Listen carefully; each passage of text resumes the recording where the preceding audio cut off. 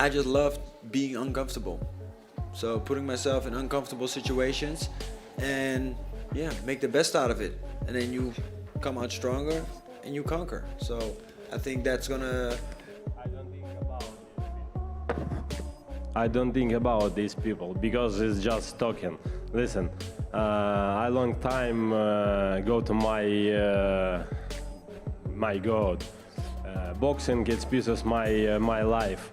A lot of people say, hey, listen, you not take belt heavyweight, you not take belt 4 belt cruiserweight. You know what I say? We'll see. We'll see. For me, it doesn't matter. It's my road. Just my road. Blah blah blah blah blah blah blah blah blah blah blah blah blah blah blah. It's just a lot of people. Yeah. Left sit.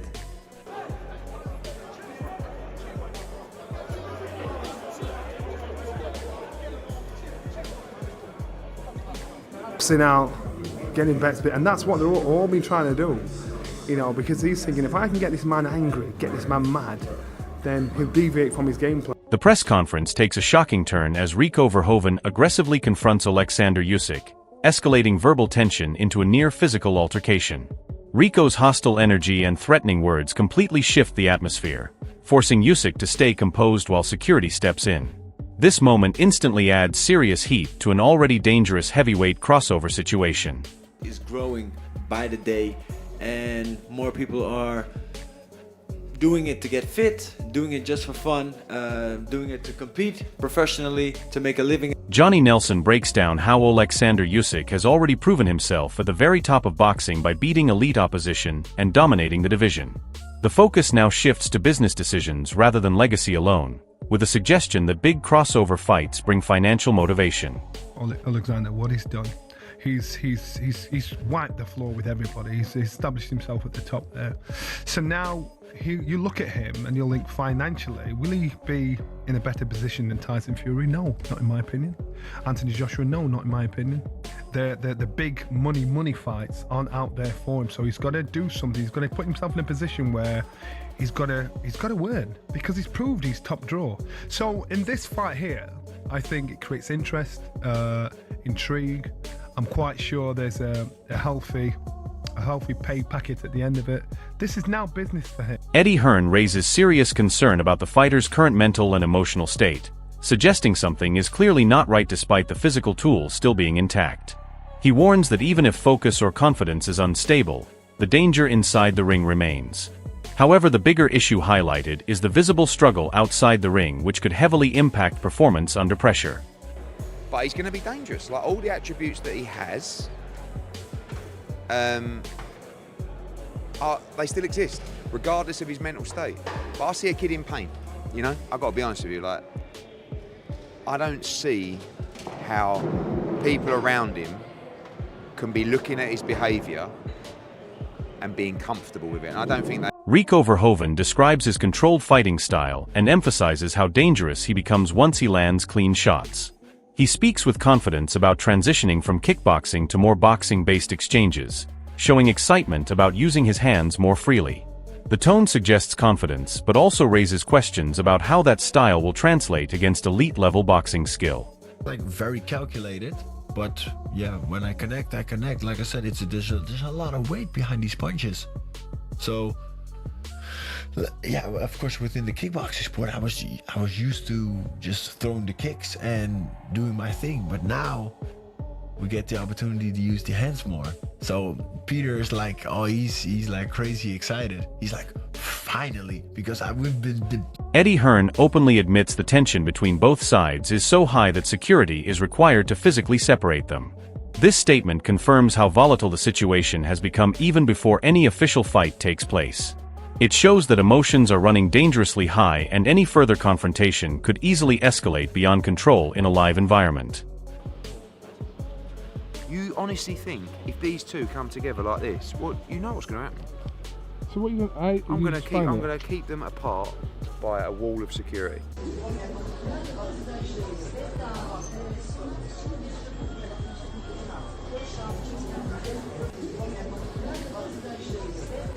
Peter Fury confirms that both Oleksandr Usyk and Rico Verhoeven are fully willing participants in this crossover clash, presenting it as a battle between two elite-level competitors from different combat worlds. While he acknowledges the mutual interest, the tone also highlights how unusual this matchup is, bringing together boxing excellence and kickboxing dominance.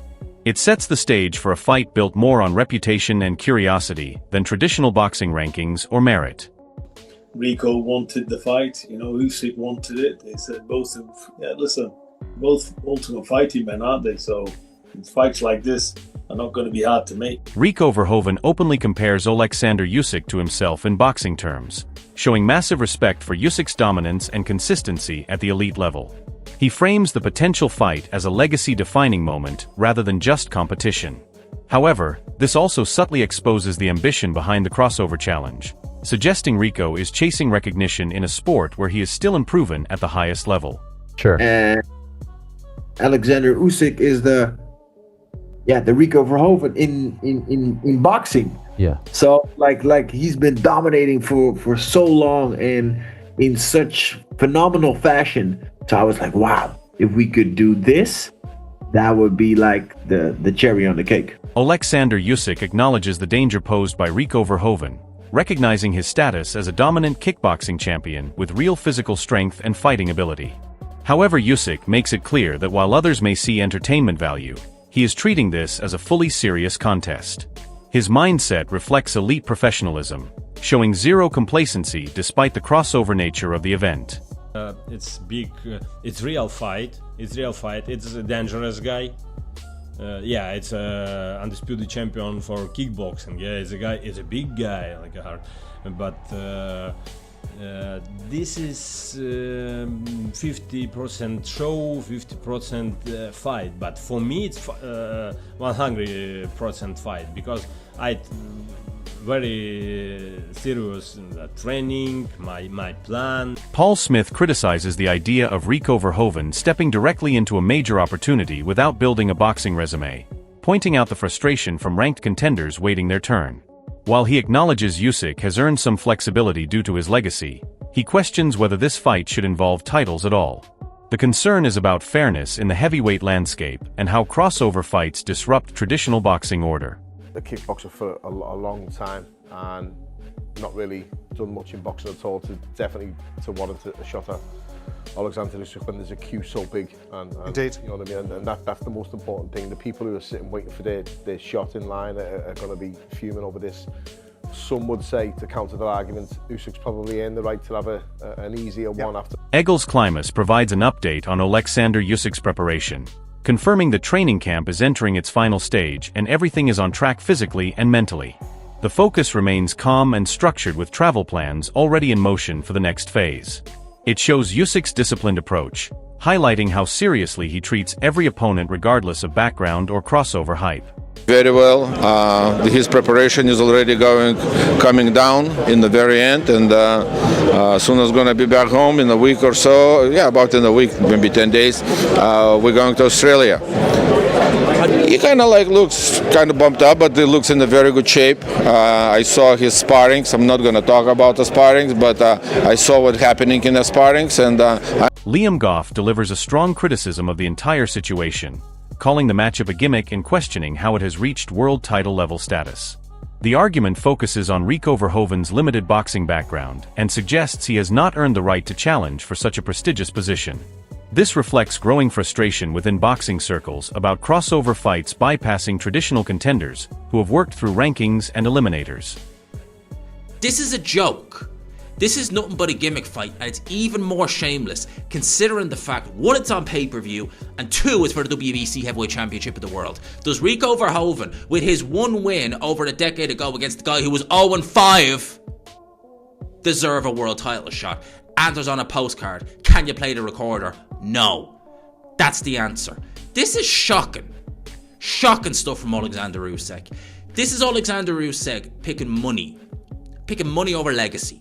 Dave Allen acknowledges Rico Verhoeven's elite kickboxing background, but draws a clear line when it comes to professional boxing at the highest level. While respecting his athletic ability, he insists there is a major difference between being able to box and being ready to face the very best heavyweight in the world. The main concern is mismatch risk, suggesting the skill gap and experience difference could be too significant for a fair competitive fight. But I'm not interested in... I like Rico Verhoeven, sparred him, know him, nice fella, very good kickboxer, one of the best of all time, but he's not a boxer. If he wants to fight... Can he box? Yeah, he can box, he's a very good boxer, but he shouldn't be boxing the best heavyweight in the world. If he wants to do it as an exhibition, go and do it. I'm not interested in Usyk Verhoeven, just for the simple fact it's... Egil's Klimas provides an update on Oleksandr Usyk's preparation, confirming that training camp is entering its final stage and everything is on track physically and mentally. The focus remains calm and structured with travel plans already in motion for the next phase. It shows Usyk's disciplined approach, highlighting how seriously he treats every opponent regardless of background or crossover hype. No, it's not pressure for me. Listen, it's just fight. It's a boxing fight. It's a normal. I prepare for this fight. Everything okay. Dave Allen acknowledges Rico Verhoeven's elite kickboxing background, but draws a clear line when it comes to professional boxing at the highest level. While respecting his athletic ability, he insists there is a major difference between being able to box and being ready to face the very best heavyweight in the world. The main concern is mismatch risk, suggesting the skill gap and experience difference could be too significant for a fair competitive fight. And I can see how the monetization vehicle of this works, but Usyk wouldn't be doing this unless there's a reason for it. There must be a motivation behind it. It must be some form of derivative as to what happened between the various disciplines crossing over with Ngannou. Dave Allen acknowledges Rico Verhoeven's elite kickboxing background, but draws a clear line when it comes to professional boxing at the highest level. While respecting his athletic ability, he insists there is a major difference between being able to box and being ready to face the very best heavyweight in the world. The main concern is mismatch risk, suggesting the skill gap and experience difference could be too significant for a fair competitive fight. Usyk steps in and will take on one of the greatest kickboxers of all time. I'm actually quite a big kickboxing fan, so I know quite a lot about him. I've watched a few of his fights over the years. They used to call him the Prince of Kickboxing, and then he elevated to the King of Kickboxing. I mean, he's a very, very, very good kickboxer who's got decent hands. I can't lie to you. It's funny, yeah? Dave Allen acknowledges Rico Verhoeven's elite kickboxing background, but draws a clear line when it comes to professional boxing at the highest level. While respecting his athletic ability, he insists there is a major difference between being able to box and being ready to face the very best heavyweight in the world.